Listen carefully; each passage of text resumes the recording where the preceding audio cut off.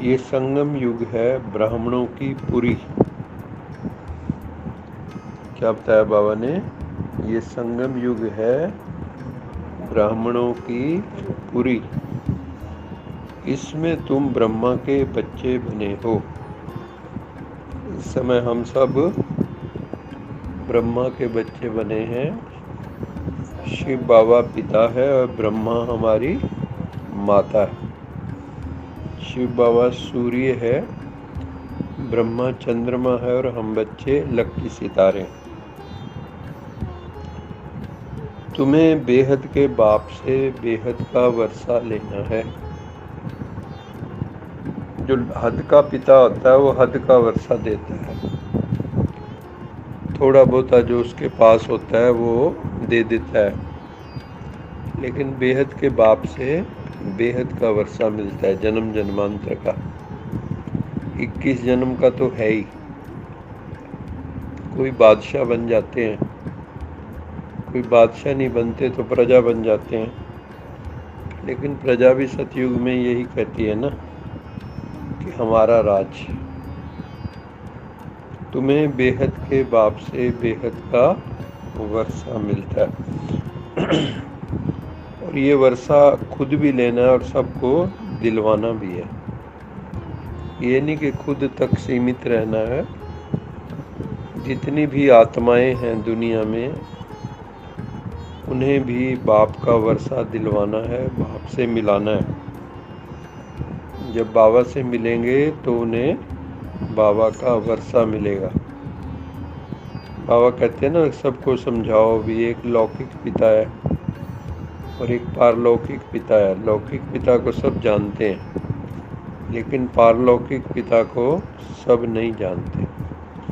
पारलौकिक पिता है परम पिता परमात्मा, सत्यम शिवम सुंदरम सच्चिदानंद स्वरूप सदाशिव। प्रश्न है, इस ज्ञान को अच्छी रीति समझने के लिए किस प्रकार की बुद्धि चाहिए? इस ज्ञान को समझने के लिए किस प्रकार की बुद्धि चाहिए? बताओ। रिफाइन बुद्धि चाहिए। और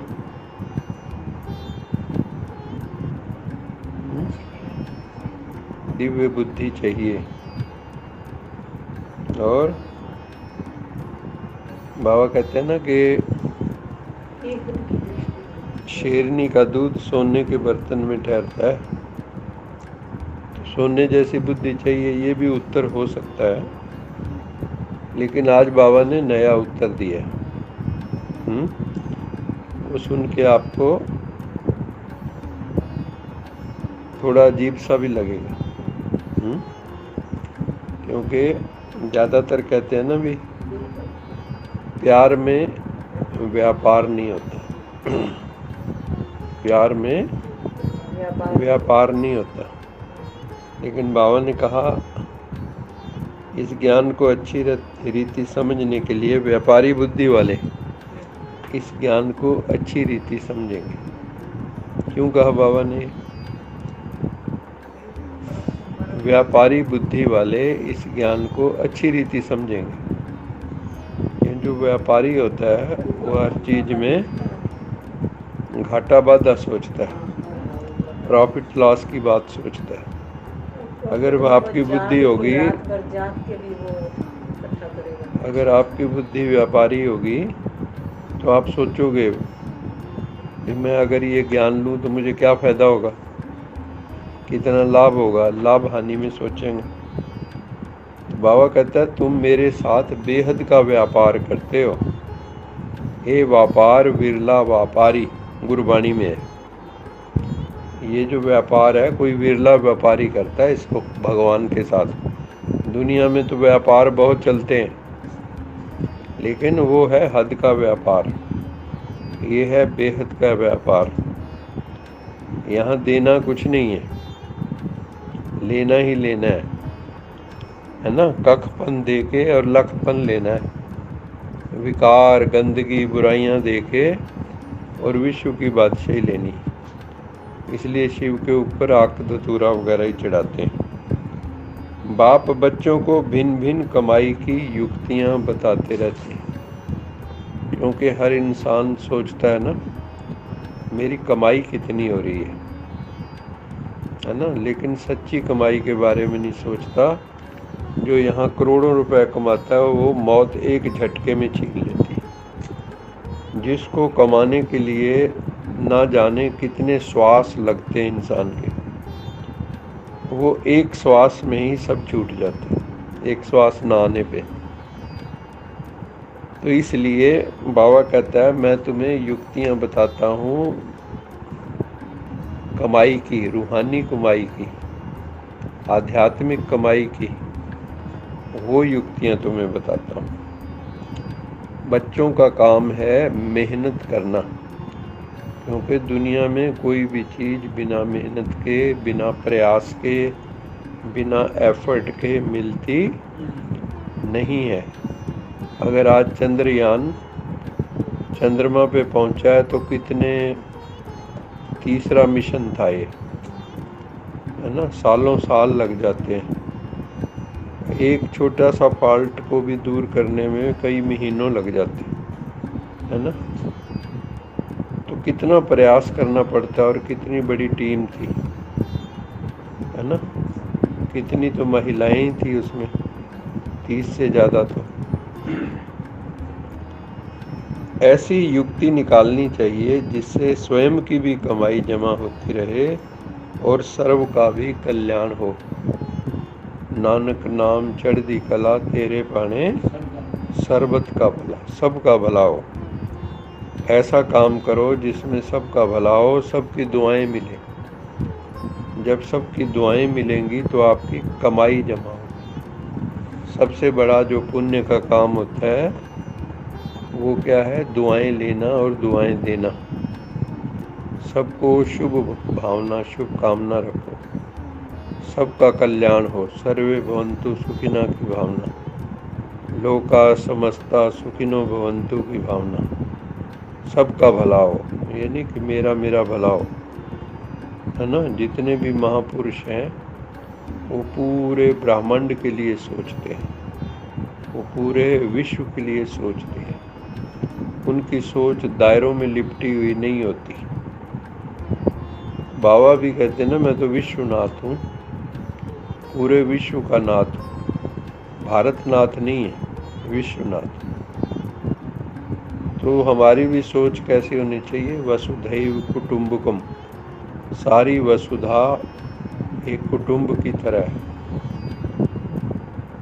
हम सब आपस में क्या हैं? भाई भाई हैं, रूहानी दृष्टि से भाई भाई, और ब्रह्मा की संतान होने के नाते भाई बहन। तो भाई बहन में भी पवित्र दृष्टि होती है। कलयुग में तो कुछ भी कह नहीं सकते, लेकिन वैसे भाई बहन में विकारी दृष्टि नहीं होती। इसलिए भाई भाई समझो अथवा भाई बहन समझो, तो उससे क्या होगा? आपकी निर्विकारी दृष्टि रहेगी। बाबा की याद और सेवा ही कमाई का साधन है। बाबा का ना जोर सबसे ज़्यादा दो चीज़ों पे रहता है, याद और सेवा। जो भी बच्चे याद में रहते हैं, योग युक्त रहते हैं और सेवा में मस्त रहते हैं, उनके ऊपर माया का वार नहीं होता। अगर दिल से सच्ची सेवा कर रहे हैं, अपने आप को शो करने के लिए नहीं, नाम मान शान के लिए नहीं, लेकिन कौन सी सेवा कर रहे हैं? सच्चे दिल से बाबा से जोड़ने की सेवा। खुद से नहीं जोड़ते किसी को, अपने से नहीं जोड़ना है, ना किसी के नाम रूप में फंसना है, ना किसी की ज़्यादा विशेषताओं में फंसना है। विशेषताओं के, गुणों के चोर बनो, लेकिन किसी में फंसो मत। फंसना तो एक भगवान में है, तभी अव्यभिचारी याद रहेगी, नहीं तो आपकी बुद्धि भटक जाएगी। इसलिए बाबा कहते हैं एक तो बुद्धि में शिव बाबा, और जो दूसरी ड्यूटी बाबा ने लगाई है बाबा ने कहा मेरा ज्ञान जो है वो सबको बताओ, सबको योग सिखाओ, ताकि सब अपने बंधनों से मुक्त हो सकें। पाप का बंधन, कर्म का बंधन, विकर्म का बंधन, रिश्ते नातों का बंधन, लोक लाज का बंधन, कितने बंधन है। इन सब से मोक्ष कैसे मिलेगा? बाबा की याद से और सेवा से। जब हम रूहानी सेवा में बिजी हो जाते हैं तो मुख से ज्ञान ही निकलेगा। हर समय योग की बातें होंगी, ज्ञान की बातें होंगी, तो आपकी चेतना उत्कृष्ट रहेगी, आपकी चेतना एलिवेटेड रहेगी, एलिवेटेड कॉन्शियसनेस रहेगी। रुद्रमाला में पहला नंबर आने के लिए निरंतर बाप की याद में रहना है ना। रुद्राक्ष की माला दिखाते हैं ना, तो रुद्र माला जो है उसमें आने के लिए बाबा कहते हैं क्या करना है? निरंतर एक शिव की याद में रहना है। तो जो माला है विजय माला, अगर माला के मन के यहाँ बनना है तो बाबा कहता है पहले नंबर में आने के लिए अनइंटरप्टेड शिव बाबा की याद हो। बाप और स्वीट होम को याद से स्वयं को पावन बनाना है। शिव बाबा की याद और स्वीट होम की याद, घर की भी याद आनी चाहिए सारा दिन में, नहीं तो इसी घर को ही साफ करने में लगे रहते हैं। इसमें धूल मिट्टी ना जम जाए ना, पोछा मार लो, ये कर लो, वो कर लो, लेकिन भीतर कोई पोछा मारता नहीं। और ना ही असली घर में जाते हैं वहाँ तो पोछा भी नहीं मारना, लगा लगाया है पोछा।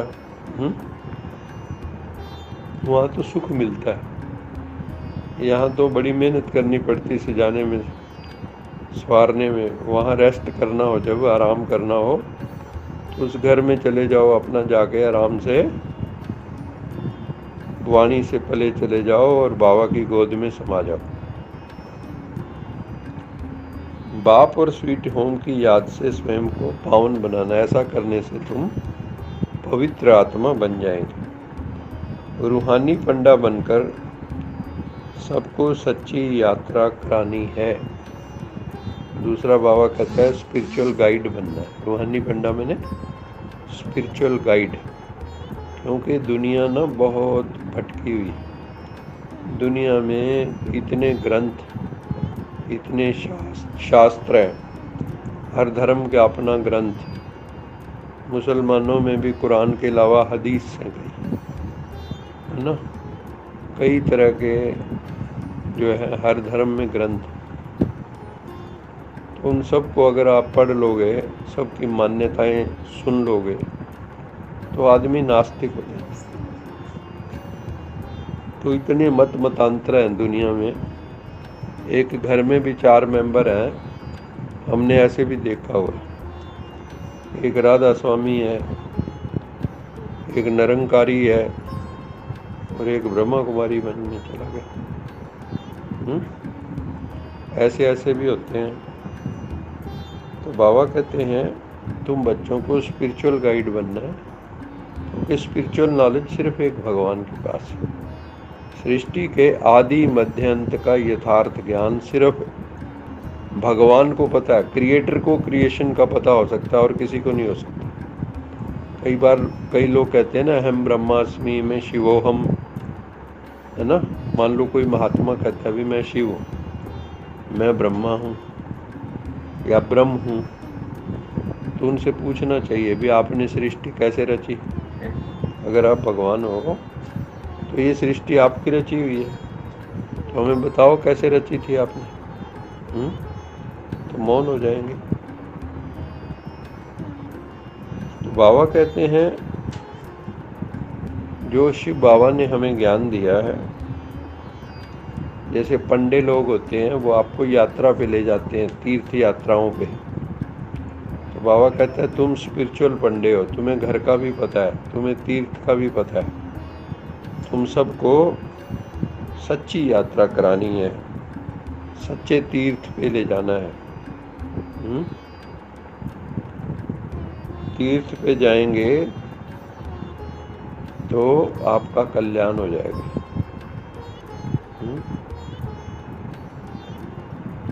तीर कहते हैं किनारे को, इस किनारे से उस किनारे पहुंचना है। इधर है कलयुग, उधर है सतयुग। इस रथ को या रथी को उधर लेके जाना है।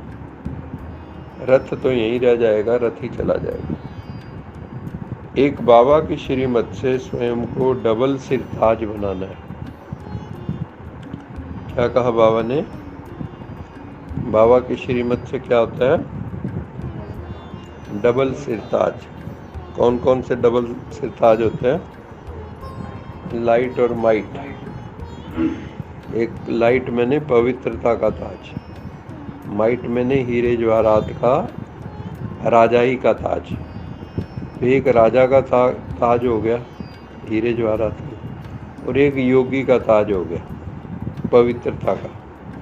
क्योंकि यहाँ संगम युग में राजा योगी हैं, राजयोगी। तो सतयुग में भी उसकी निशानियाँ हैं, राजा भी हो और योगी भी हो। जो इंद्रियों के राजा बनते हैं, जो योग का अभ्यास करते हैं, योग के अभ्यास द्वारा स्वराज्य की प्राप्ति करते हैं, संगम युग पर आत्म राज्य की स्थापना करते हैं, वही सतयुग में विश्व के महाराजन बनते हैं, बेगमपुर के बादशाह बनते हैं, बेहद की बादशाही मिलती है।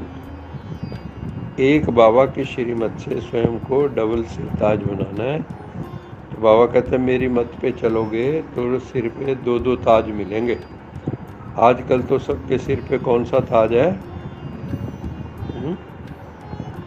या तो बाबा कहता है नो ताज। किसके सिर पे ना लाइट का ताज है ना माइट का।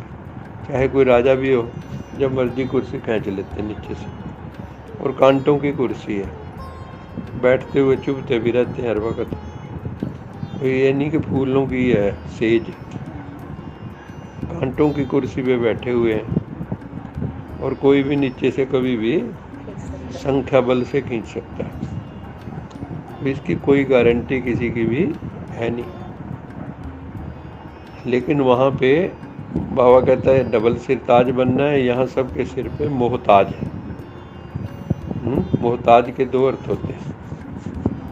एक तो मोह का ताज है सबके सिर पे, सब मोह में फंसे पड़े अर्जुन की तरह। दूसरा मोहताज कहते हैं जिसके पास कुछ नहीं होता, दाने दाने को मोहताज कहते हैं ना, दाने दाने को मोहताज, हेल्पलेस। चलो वरदान।